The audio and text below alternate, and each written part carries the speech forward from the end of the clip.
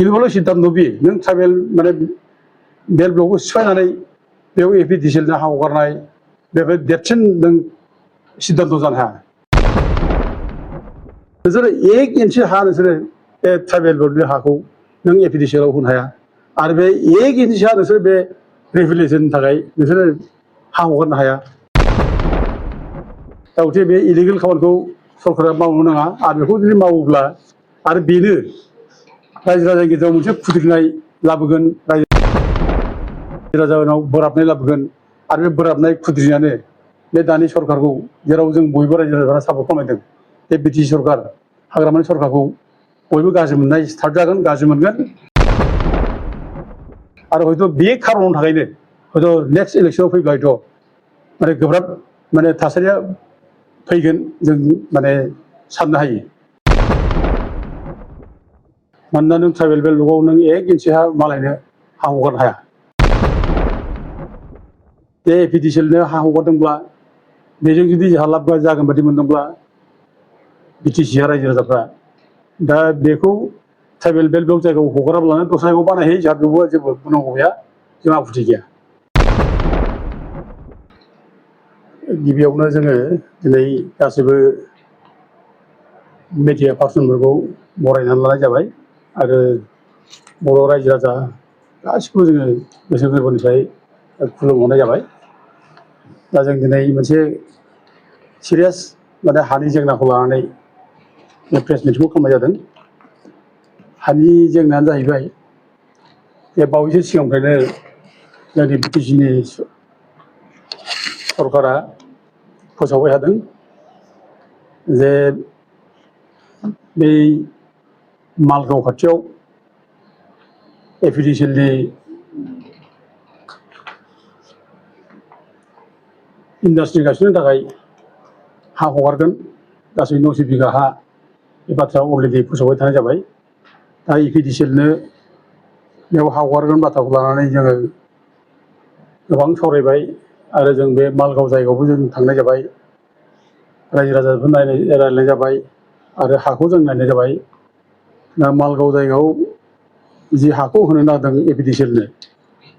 बे हाया खिन्थु ट्राइबेल बेल्ट ब्लकनि हा बियो ट्राइबेल ब्लकनि आन्दाराव गोलैयो आं नैबे लेखाखौ खोन्थानोसै नैबे land administration in protected tribal belt and block बे लेखा बे दा बेयावनो रोखा रोखा दङ नैबेयाव नै बे बालाघाट नायगाव ट्राइबेल ब्लक बियो 5 जुलाइ 1984 बे नटिफाइ जानाय बियो 5 जुलाइ 1984 नटिफाइ जानाय बालागाव नायगाव ट्राइबेल ब्लक दा बे ट्राइबेल ब्लकनि आन्दाराव बे एपिडिसिएलखौ गायसननो नागिरदों दा अदेबानि जोङो दासिमबो नटिफिकेसनखौ मोननाय जायाखै दा बिथांमोना अलरेडि एनाउन्स खालामबाय आरो बिटिसिनि चिफ मानगोनां हाग्रामा महरैया बिथाङा बुंबाय थादों जे बे एपिडिसिएलनि हा हगारनायखौ आगोलनि सरकार प्रमद बर'आनो बेखौ फोसावलांखादों बेनो बेखौ माने सेलेक्ट खालामना गालांखादों बे बाथ्राखौ बुंदों दा जिहेथु हाया ट्राइबेल बेल्ट ब्लकनि आन्दाराव गोलैयो ट्राइबेल ब्लकनि आन्दाराव गोलैयो बेखायनो जोंनि बुंनांगौआ बेनो जे प्रमद बर'आ बे हायाव एपिडिसिएलनो जायगा होदोंब्लाबो बे भुल खालामदोंब्ला जोङो जुदि बेखौ रेक्टिफाइ खालामनांगौ दायथ'आ जोंनि दानि बिटिसि सरकारा मानगोनां हाग्रामा महिलारिया बे प्रमद बर'आ होलांदों होननानै जों बे भुलखौनो मावनाया उसित नङा दा बेखौ रिभिउ खालामनांगौ दा बेखौ फोसाबनांगौ मानोना नों ट्राइबेल बेल्ट ब्लकआव नों 1 इन्सि हा मालायनो हा हगारनो हाया बाथ्रा बे ओमफ्राय लोगोसे जोङो माने बुंनांगौ बाथ्रा मा जे एपिडिसिएलनो हा हगारदोंब्ला बेजों जुदि जोंहा लाब जागोन बादि मोनदोंब्ला बिटिसिआ रायजो राजाफ्रा दा बेखौ ट्राइबेल बेल्ट ब्लक जायगायाव हगाराब्लानो दस्रा जायगायाव बानायहैयो जोंहा बेवबो जेबो बुंनांगौ गैया जों आपत्ति गैया दस्रा जायगायाव बानायहैयो खिन्थु ट्राइबेल बेल्ट ब्लकआव नङा जों बेखौ स्ट्रंलि जों बादा होयो होबथायो आरो बेखौ जानो होनाय नङा आरो आयेनानो थोनखाया आरो बेजों लोगोसे जोंना मानगोनां हाग्रामा महिलारिया एनाउन्स खालामबावदों जे बे एपिडिसिएल जेराव गायसनगोन जेराव एपिडिसिएलनो हा होगोन बे जायगायाव गासै माने 93 माने नन प्रटेक्टेड क्लास अफ पिपल बिसोरनो माने हा होनाय जागोन बिसोर एफेक्टेड जागोन ओरै होनदों आरोखि एपिडिसिएलनो हा हगारनाय लोगो लोगो 93 माने नन प्रटेक्टेड क्लासनि मानसिया बिसेसकरि मुस्लिम सम्प्रदाय मानसिया एफेक्टेड जागोन आरो बिसोरखौ माने शिफ्ट खालामनाय जागोन आरोखि जावले जावले बेबायदिनो एफेक्सन खालामा शिफ्ट खालामनाय जागोन ओरै होनदों दा शिफ्ट खालामनाय जायगाखौ जों नायबाय दा शिफ्ट खालामगोन जायगाया जाबाय बे मालगावनिनो ग्रेजिं फिल्ड मालगावआ बे ग्रेजिं फिल्डखौ गोदो बाहायबोदोंमोन मोसौ मोसा खानाय गेलेनाय बायदिसिना माबायाव पारपासाव रायजो राजा बाहायबोदोंमोन बे मालगाव ग्रेजिं फिल्डआवनो दोनहैनायनि बाथ्राखौ बिटिसिआ सावरायदों दा जोंनि बाथ्राया मा जादों जि जायगायाव एपिडिसिएलनो हा हगारदों बे जायगायाव बिसोरो थानो मोनखायामोन बिसोरो इलिगेलखा जिथु हाया ट्राइबेल बेल्ट दंनि बिसोरखौ बे जायगानिफ्राय दस्रायाव आगोलाव होखारनो हागौमोन दस्रायाव दोनखानांगौमोन बिसोरखौ इभिक्सन खालामबा होखारहर बिसोरखौ बे जायगायाव दोनखानाङामोन खिन्थु बिसोरखौ होखारनाय जायाखै दा दिनै एपिडिसिएलआ फैबाय जेब्ला बिसोर एफेक्ट जानोसै खिन्थु बिनि थाखाय बिसोरखौ जे हा फिननांगौ बेथ' माने आयेनावथ' बेखौ एलाउ खालामा आयेना बेखौ पारमिसिबल नङा बेनि थाखाय आरो बेखौ आरो ट्राइबेल बेल्ट दं जायगायाव आरोबाव माने मालगावनि ग्रेजिंफोराव दोनहैनाय बेबो आरो इलिगेलबाव बे खुनुदिन जाया आरो ओरैनो माबा बुंखादों सुप्रिम कर्टनि अर्डारावबो दंखायो जोङो सुप्रिम कर्टनि अर्डार लेखाखौ जों दिहुनना लादों नैबे सुप्रिम कर्टनि जाजमेन्ट बे सुप्रिम कर्टनि जाजमेन्ट बे जाजमेन्टआव अर्डार होखादों बे खुनु ग्रेजिं फिल्डआव खुनु इलिगेल इनक्ल'जारखौ दोननो मोना बेखौ माने इभिक्सन खालामनांगौ बे बाथ्राखौ आरो सुप्रिम कर्टआ अर्डाराव रोखा रोखा होखादों दा बेफोर ग्राउन्ड होनानै सुप्रिम कर्टनि अर्डारखौ भायलेट खालामनानै नों बे जायगायाव नोङो गुबुन थानो मोनै मानसिखौ दोननो हाया आरो बे ट्राइबेल माने ब्लक जायगायाव आरोबाव आरो बिनि बादैबो मोनसे खोथा नैबे माबा दंबायो हाइकर्टनि अर्डार दंबायो नैबे गुवाहाटि हाइकर्टनि अर्डार बे अनारेबल गुवाहाटि हाइकर्टआबो अर्डार होदों जोंनो बेयाव बुंदों जे माने इसिबां ट्राइबेल बेल्टआव माने इलिगेल भाबै एनक्ल'ज खालामनानै दं बिसोरखौ होखारजोबनांगौ बिदि होननानै गासिबो आसामनि जेसेबां डिसि दं बिसोरखौ माने बिथोन हरदों आरो लोगोसे आसामनि जायनाखि प्रिन्सिपाल सेक्रेटारि चिफ सेक्रेटारि आरो बिटिसिनि प्रिन्सिपाल सेक्रेटारि बिसोरखौ रेसपन्सिबल खालामनानै बुंदों जे जाहाथे माने खुनु ट्राइबेल बेल्टआव जाहाथे एनक्ल'जमेन्ट जाया बिसोरखौ इभिक्सन खालामो बिदि अर्डार मोनसे दङ दा बेफोर खुला मोनसे रोखा रोखा जोंनाव आयेननि सापर्टिं डकुमेन्ट जोंनाव दंखायो ओमफ्राय नैबे माबानि जाबाय नैबे लेन्ड पलिसि 2019नि आसाम गभर्नमेन्टनि लेन्ड पलिसि बे आसाम गभर्नमेन्टनि लेन्ड पलिसि 2019आव बेयावबो रोखा रोखा होदों जे ग्रेजिं फिल्डआव सोरबा जुदि इलिगेल भाबै हा लानाय दंब्ला आवग्रिनाय दंब्ला बिसोरखौ डिसिआ बे एनक्ल'जमेन्टखौ रिमुभ खालामनांगौ होननाय बेयाव लिरनाय दं आरोखि दा अब्ला बिदि अर्डार थासेयावबो जोंनिया बिटिसि सरकारा बे मालगावनि ग्रेजिं फिल्डआव आरो बेबो ट्राइबेल बेल्ट ब्लकनि सिङाव बोरै दोनहैनो हायो बे गिदिर कुइसन बे आरो बेखौ दोनहैनो हाया आयेना बेखौ पारमिट खालामा दा गथिखे बे इलिगेल खामानिखौ सरकारा मावनो नाङा आरो बेखौ जुदि मावोब्ला आरो बेनो रायजो राजानि गेजेराव मोनसे खुद्रिनाय लाबोगोन रायजो राजानाव बोराबनाय लाबोगोन आरो बे बोराबनाय खुद्रिनायानो बे दानि सरकारखौ जेराव जों बयबो रायजो राजाफ्रा सापर्ट खालामदों बे बिटिसि सरकार हाग्रामानि सरकारखौ बयबो गाज्रि मोननाय स्टार्ट जागोन गाज्रि मोनगोन आरो हयथ' बे खारननि थाखायनो हयथ' नेक्स्ट इलेक्सनाव फैब्ला हयथ' माने गोब्राब माने थासारिया फैगोन जों माने साननो हायो दा जों बेफोर गासैबो डकुमेन्टसखौ लानानै जों अलरेडि जोङो पेपार स्टेटमेन्ट होबाय गोबां पेपारावबो ओंखारलांबाय आसामनि गोबां मेडियाफोर इंलिस माने माबानि पेपार एसामिस पेपार बेफोराव ओंखारलांजोब्बाय आरो बिनि बादैबो जों दाखालि नै माबाखालि 8 जुलाइ खालि जों बिटिसिनि प्रिन्सिपाल सेक्रेटारिनाव जों फैबाय बेनाव हाबनानै जों एडिसनेल प्रिन्सिपाल सेक्रेटारिखौ जों लोगो हमदों आरो लोगोसे लेन्ड रेभिनिउ डिपार्टमेन्टनि सेक्रेटारि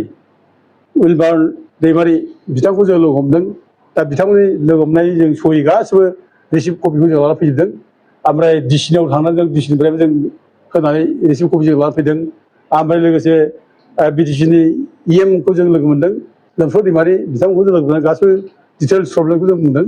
दा अफिसारफ्रा बयबो बुंदों जे बेथ' बिदिथ' दोननो हाया बेथ' बेल्ट ब्लक जायगायाव बिदि खालामनो हाया इलिगेल जागोन आरो जों बुंखादों नोंथांमोना गाइडथन जुदि माने पलिटिकेल मेनफ्रा जुदि भुल खालामबायब्ला दा नोंसोर अफिसारा गाइड खालामनांगौ दायथ' दं नोंसोर गाइड खालाम नोंसोर 1 इन्सि हा नोंसोरो बे ट्राइबेल बेल्टनि हाखौ नों एपिडिसिएलआव होनो हाया आरो बे 1 इन्सि हा नोंसोर बे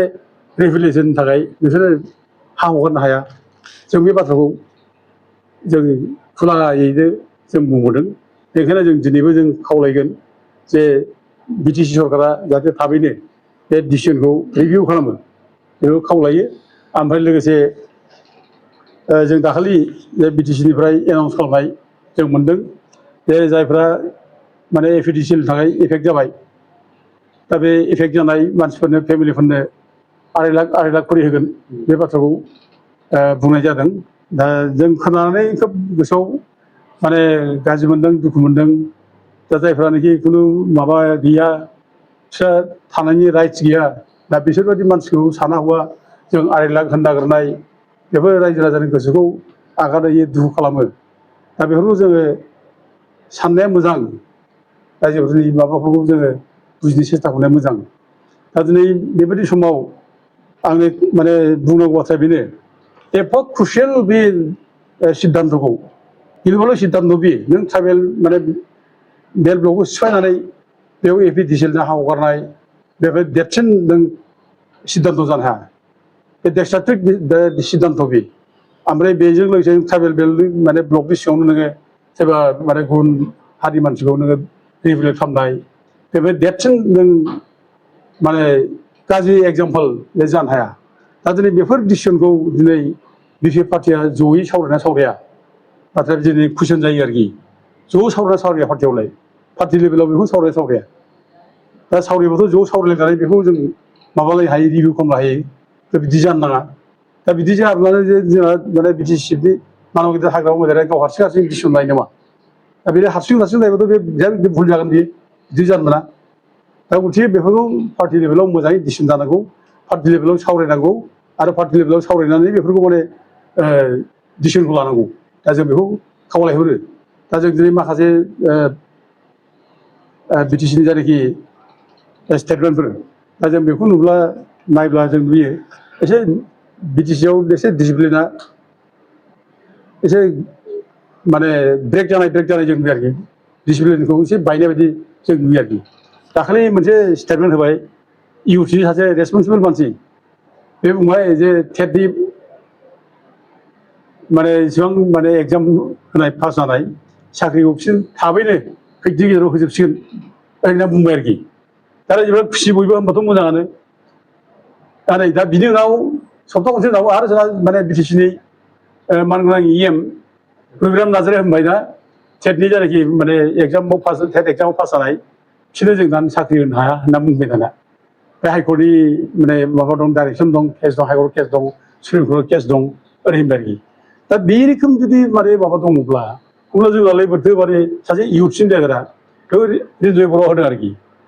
दा इउथ्सनि लिडारा मारै बिदि बुंनो हाखो बेथ' डिसिप्लिन गैयि जायाखै होनबा बे हो प्रपारलि हो मोजाङै रायज्लायनानै हो बिटिसिनि माने गभर्नमेन्टआ मा पलिसि लादों मा पलिसि लायाखै बेखौ बिटिसि गभर्नमेन्टनि स्पक्समेन थायो बिसोर बुंनांगौ बिटिसिनि माने इडुकेसन डिपार्टमेन्टआ मा जादों मा जायाखै बेखौ इडुकेसन डिपार्टमेन्टआ होनांगौ दा खिन्थु बेखौ होआब्लानो जों जुदि सोरबा सासे माने माबाया आनअथराइजड जुदि होयोब्ला जुदि बे फेक्ट अरियेन्टेड जुदि जायाखैब्ला बे अब्ला बेथ' बदनाम जागोन ना दा नै प्रग्रामा मोनसे खोथा बुंबाय दा नै इउथनि लिडारा मोनसे खोथा बुंबाय दा गथिखे बे बिदि जायोब्ला गाज्रि मोनसे समालसन जायो गाज्रि जायो बेनिखायनो बेखौ मोजाङैनो गावसोरनि गेजेराव माने पार्टिनि सिनियर लिडार जेराव दङ बिपिएफ पार्टियावबो मोजां मोजां सिनियर लिडार दंना दा बिसोरबो बिसोर रायज्लायनानै डिसिसनखौ होगोन बिसोरो प्रेस ब्रिफिंखौ होगोन खिन्थु जानला मोनला होलाबायनानै जुदि रायजो राजा केअस जुदि जायोब्ला दाथ' गाज्रि मोननाय फैगोन जिउआवनो साख्रि होननाया बोरो होनलायनाय जायोब्ला दा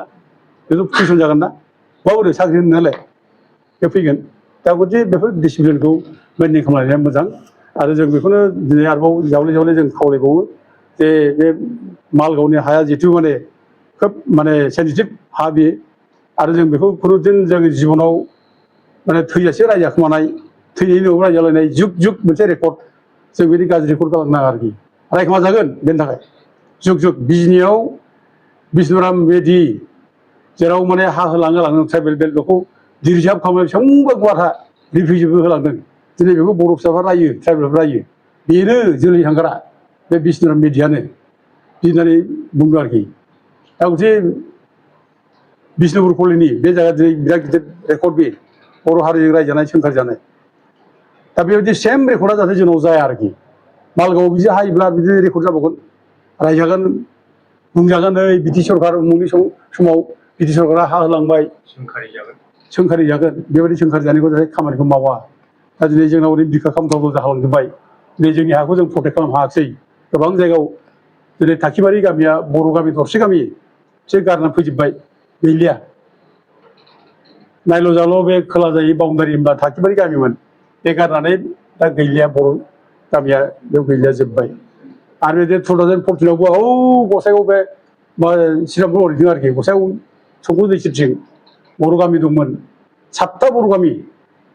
2014आव बे सावथाल बर'नि जायगायाव दावराव जानाय बे समाव बर'फ्रा न' बां गारना खारदों 7टा गामि बे माजा दाब्रि सुखान बावनाय सिलगाग्रि सामथाइबारि ओमफ्राय फकियागा निलायझरा दा बेबायदि फुलकुमारि दा बेबायदि गामिफ्रा दिनै गैला बर'फ्रा गामि गारना फैबाय बिसोर दोनहैफिननायनि बेबस्था लानो हायाखिसै दा बेफोर जोंनि थाखाय बिराद गाज्रि माने दुखुनांथाव एग्जाम्पल आरोखि जों बिटिसि मोनबाय 6 सिडुल बिटिसि दा जों बिटिसि 6 सिडुल मोननायनि उनावबो जों जुदि सेफ नङाब्ला जों जुदि सिकिउर नङाब्ला अब्ला जों जे एथ' मानसि सोलायबाय गावजों गाव बुथारलायबाय जोङो पुलिस बेल्टजों गावथारजाबाय एथ' माने सेक्रिफाइस एथ' भिक्टिम जाबाय बिनि उनावबो जों दब्लायसे हा मोननाया जुदि जों सेफ नङाब्ला जों सिकिउर नङाब्ला होमब्ला जोंनि सेफटि सिकिउरिटिया जों बहा मोनबावनो बे साननो गोनां बाथ्रा आरो नै बावैसो बे रुनिखाथायाव बाहेरानि मानसिया फैनानै एकेबारे रुनिखाथा अफिसखौ गाग्लोबजोब्बाय बयजोंबो मेगनाव गां गां जों ससियेल मिडियायाव नुबाय फरेस्ट डिपार्टमेन्टनि राइफल बानलायनानै एकेबारे सावहैलाय लानानै थांनाय जों नुबाय दा एथ' गाज्रि घटना गावनि 6 सिडुल एरियायाव थैजों सोरजिनाय बे 6 सिडुल एरियायाव मालाया दिनै फैनानै एथ' दादागिरि खालामबाय एथ' अननाय खालामबाय दा बिनि सायाव जों जेबो एक्सन लानो हायासै जों दा बे खालामनो हादों जे बे हाग्रा ओनसोलाव गोबां माने इलिगेल बाहेरा मानसि हाबनानै थाबाय दं इनक्ल'जार्स माने बिसोरखौ आइडेन्टिफाइ खालामनांगौ बिसोरखौ इभिकसन खालामनांगौ जों बाथ्राखौ बुंनो हादों दाबो जुदि जोंनि सरकारा बेखौ जुदि नायाब्ला बेखौ जों गोसो होआब्ला होमब्ला जोंनि सेफटि सिकिउरिटियाबो थागोन माखासे बोसोरनि उनाव जों नायदो जों जायगायाव जों गिदिंबाल' जों माने मालायनि आथिं सिङाव जों थानो गोनां जागोन गियै जों गङै थाबायनो गोनां जागोन दानो जोङो नाहा थांनो हाला अबा माने साम' खननाय नाथुर जुनाय गुरनाय जोंबो थांनो हाला दा बे अबस्था दा मालगावनि रायजोफ्रा बेखौ बुंदों जोंनि जायगायाव बिदि माने ना गुरनो हानाय जोंनाव पजिसन गैलिया माने मोसौ मासे जों खानो हाला मोसौ मासे जों मोजां मोसौखौ लानानै थाङो बोरमा दाउ गोमायो जोंहा बेबायदि परिबेस फैबाय बेखायनो जों दिनै बिटिसि सरकारखौ जों खावलायो गुरैयै बिथांमोनहा जाहाथे बे मालगावनि माने हाखौ जाहाथे माने एफिसियेन्टलि हगारा दस्रायाव हो माने ट्राइबेल नङि जायगायाव आरो बे माने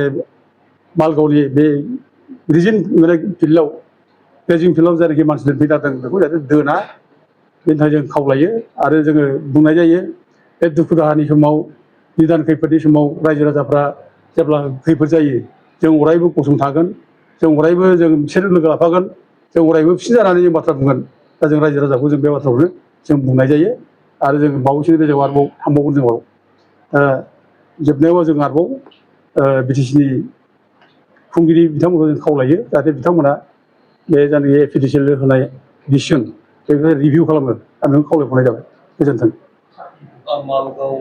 ओनसोलनि रायजो राजाफोरजों लोगोसे जे नोंथांमोननि आफादनिफ्रायबो जे गोख्रों हेंथा होनाय बे समाव सोलिगासिनो दङ जुदिहे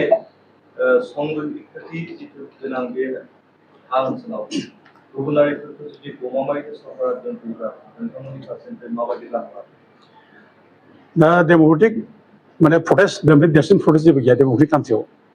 दा डेम'क्रेटिक प्रटेस्ट बेखौ जुदि खोमा होआब्ला गोसो होआब्ला मोनसे उदाहरन दं जोंहा असेमोन जों माने बै माबायाव फाग्लिजराव पर्बतजरानि फाग्लिजराव बे एपिडिसिएलनो हा हगारनो नागिरनो थाखायनो बर' फिसाफोरा बयबो जावरिखांदों फाग्ला फाग्लि जाजोबदों बे समाव बयबो हासिबलायलाय ओंखारदों थैनो गियाखै बिफाव फिसा गोरलै गोरलै बानायबो ओंखारदों दा बेबायदि सिटुवेसना फैबावोब्ला मा जागोन बेखौ जों बिटिसि सरकारा बुजिनाया मोजां आरो बे फाग्लिजराव जेरोखोम माने सिटुवेसन जादों बे सिटुवेसन जानायनि थाखायनो दिनै बुंनो थाङोब्ला हासिबलायलाय जावरिखांनाय एखेबारे रोनसोन्द्रि जाखांनाय थैनो रावखौबो गियाखै पुलिस बेल्टखौ गियाखै पुलिस मिलिटारि जुजिदों बेबायदि धौ रायजो राजा बयबो बुजिदों नुजोबदों सारा बिटिसिनि सारा बुहुमनि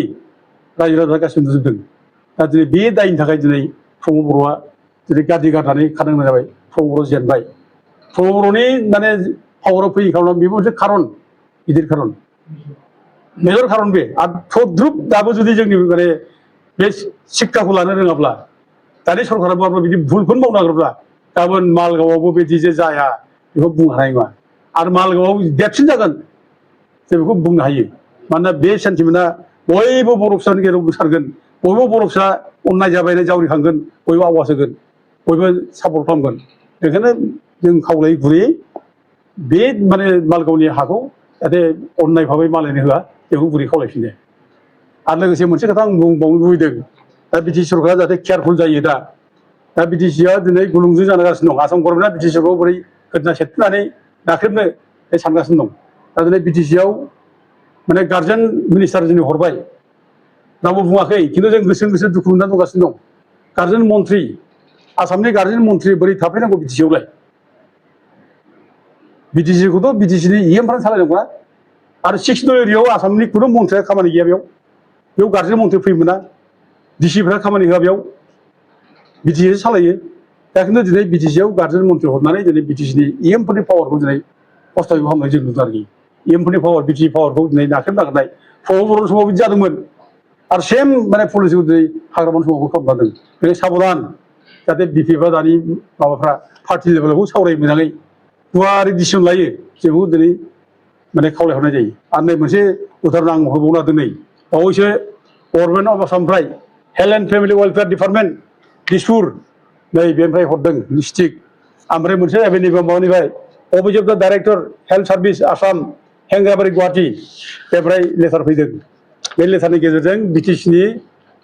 ग्रेड 3 ग्रेड 4नि जायनाखि माबाफोर बेनि एपइन्टमेन्ट पस्टिं बे गासिबो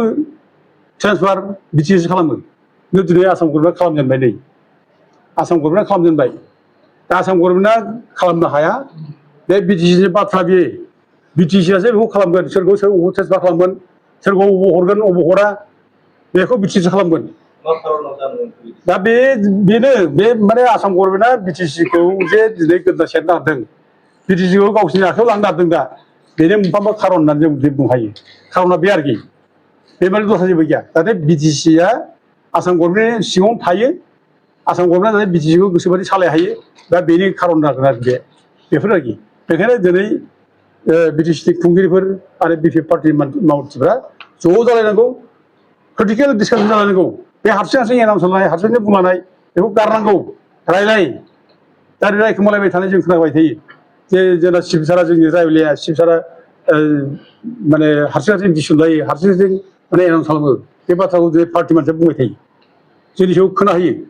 दा बिदि मानो रायलायबाय थानोबालाय मोनसे टेबोलाव रायलाय डिसिसन ला बे लस जायोब्ला बे माने माबा जायोब्ला प्रब्लेम जायोब्ला बे प्रब्लेमा चिफ हारसिंनि प्रब्लेम नङा बे बर' जाथिनि प्रब्लेम बे